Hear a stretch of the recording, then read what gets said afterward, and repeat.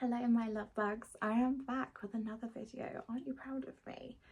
I'm going to be spilling some tea because there is a lot to unpack with everything that's happened over the last 7 days.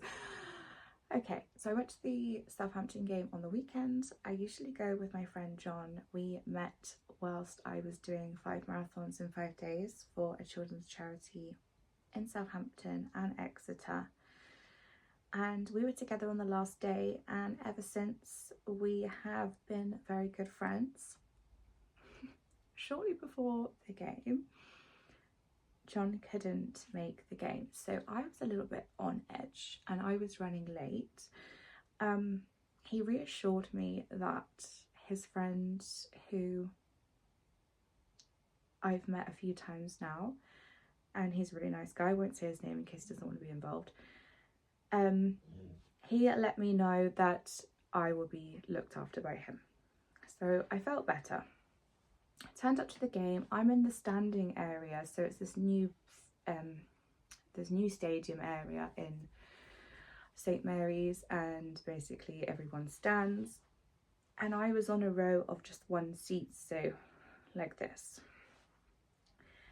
There were a few people that made it their mission to try punch next to me every time they went past me, even, sorry, to the point where security picked up on it and then they stood right by me.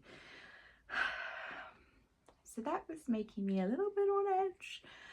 And then I went outside half time and it was really crazy but nice. Lots of people asking me for selfies. They were talking to me, they were being really lovely, saying really lovely things, and I love that when it happens, when one person has the confidence to do it and then, you know, you just go on a roll and people ask. And I could see women getting very agitated by this, which sucks. I heard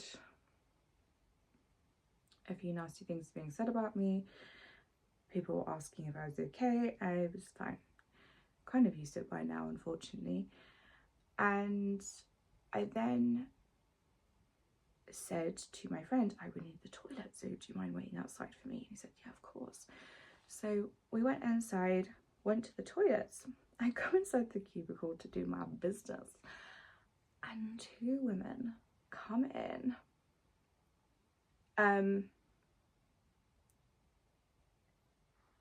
Sat either side of the cubicle, started saying the most horrendous things about me, and at first I couldn't believe it. I was just sat there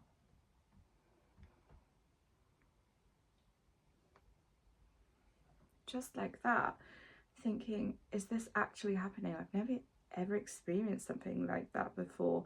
I don't even think I experienced that in high school. And they were saying, oh, I can't stand her. Alex Letitia this, Alex Letitia that, even Matt Letitia can't stand her. And so I was just sat there thinking, do I go out now or do I wait for them to leave? I was very I just didn't know what to do. I thought, do I wait for them both to leave? And I heard one of the doors going, and I just assumed that maybe it was both of them. And so as I was leaving, I then went awkward to let them both know that it was in fact me that they were talking about right next to them. And then one of them was by the sink washing their hands, and they responded saying, awkward. Now, it happened to have been someone who in the past, it's been a good year or so now, I will say that for context, but they used to troll me a lot and they used to say the most horrific things about me. And they said, did you want to have a talk and get it all out now? And it was quite a good opportunity for me to let them know that basically it was a them thing, not a me thing. And I pointed out, have I said this, this and this about your appearance? They said no. And I said, but you've done that about me. This is a you thing, not a me thing. because I don't do that. I don't tear down women. Some of you test me. Some of you test me, but that just goes against my morals and integrity. Women have to deal with so much as it is that I would never make fun of someone's appearance. I just wouldn't. It really goes against who I am. And so we actually left on a good note and we had a hug. And to be fair to her, with all the articles that have come out this week, they have not said one bad thing. And I really respect that, because I think this really has been, you know, buried. I mean, I'm hoping so, because it has been my end. So that was a little bit of a strange experience. And then went back, went home, had fun with my family, and then, sorry, my poor husband is coughing. He's got a really bad cough. And then the Telegraph article. I was contacted by the Telegraph to do a story on OF football girls. And I just assumed there was going to be several of us interviewed, and turns out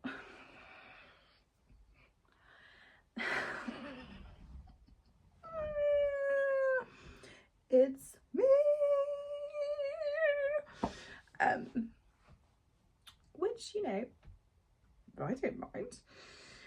I know they featured other people's pictures, and I'm sure that all the people so outraged on Twitter would not have paid to have read up the article, because that's the thing with the Telegraph, it's behind a paywall, so this faux outrage is probably over nothing. I doubt every single one of them read the article, because if you had read the article, you'd be like, fair enough, but you didn't. The article's gone viral on Twitter. 90% of the comments and the quotes are about me, with every word you could possibly imagine. The picture that they use is not their fault, and I'm not ashamed of when I was bigger. The picture they used is when I was 4 stone heavier, and so it's all back to the rubbish, which is fine, whatever. And, you know, I'm just glad I'm the one that's being mainly spoken about. And then shortly afterwards, a couple of hours later, the Daily Mail posted a story, and again, it's just, I don't mind articles. I don't read article comments, because it's just not good for my mental health, and I've been in the press so many times now that I know not to look at the comments on the article, because it's just from deranged people that have absolutely 0 brain cells and can't string a sentence together. So why on earth would I get offended by what they have to say? Some of the people's reaction, I can't work it out. It's very peculiar.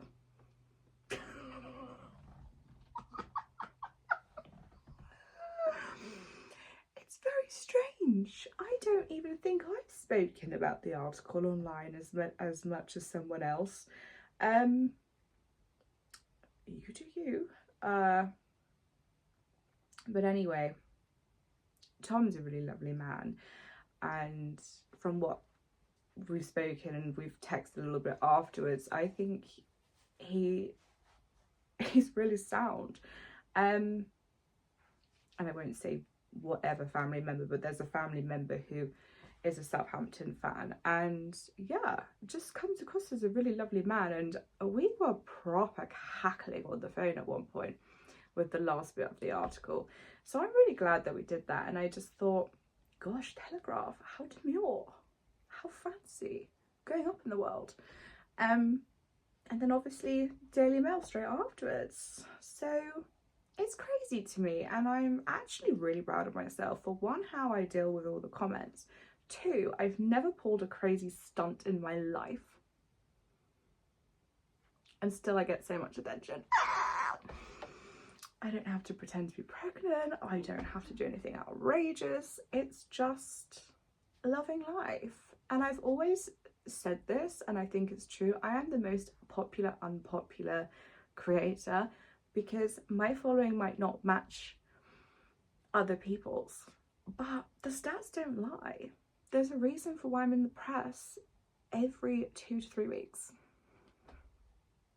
I've been in the press like 7 times this week, but still. The stats don't lie because my articles get clicks. Whether it's right or wrong, I'm very much aware it's because I'm a Letitia, but you can try and rig the game, but you can't fake influence, and that is factual. So cheers to that. And one last thing, the fact that they use old pictures of me and Southampton kids is because I don't even have to put a Southampton kit on. But when you think of Southampton FC, you think of Alex Letitia. Bold statement, but factual. Literally nothing else really going on with Southampton. There's literally me, Craig David, the Titanic, which is obviously long gone, and, you know, someone else, but, you know, they're long gone. So there's not really much else happening, obviously. It's all about me. All hail the queen. But yes, I'm really proud of myself because my mental strength is a joke. And I've not lowered myself to anyone else's level.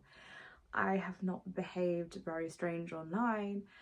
And yeah, I feel really proud of myself. I feel as though I do things classy and demure, just like the Telegraph. That's why the story was all about me. And I'm just proud. And I'm having a little bit of a laugh and joke and banter about it. But, you know, each week I really do have to just go through these things, and I don't have anyone else to talk to about it that understands, or my life is very niche. And so many people have come to me this week and they've said, look, you get this amount of abuse and hate because you're a Letitia and, you know, you're associated with the club and you do, you know, what you do. And I get that. But I think a lot of women in this industry don't get that, or maybe they do and they don't want to admit it, and then they act confused as to why I get so much attention in the media and things. It's because my father-in-law is very much always in the media. I mean, have you read the stuff he says? Of course they're going to link the pair of us together and have fun with it because it gets views. And that's just the situation. And it's been nearly 3 years now of just continuous press, like every month. And it's a marathon, not a sprint. I don't have to pull these crazy stunts to have a one-time thing of attention.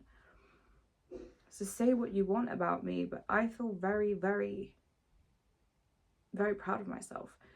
And my husband's very proud of me. He's very proud of me. Some of the speculation and the talking of my marriage, and it's just, we just sit there and laugh, and we read the comments together and we just laugh because it's ridiculous.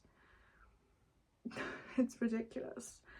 So yeah, a bit of an eye-opening week for me. I've seen who really is there for me and who really isn't. I've seen who's been defending me in the comments. I've been seeing who hasn't been defending me in the comments. And it's been a, like, bittersweet week for me. Lots of Instagram views, not many likes. And they're taking notes.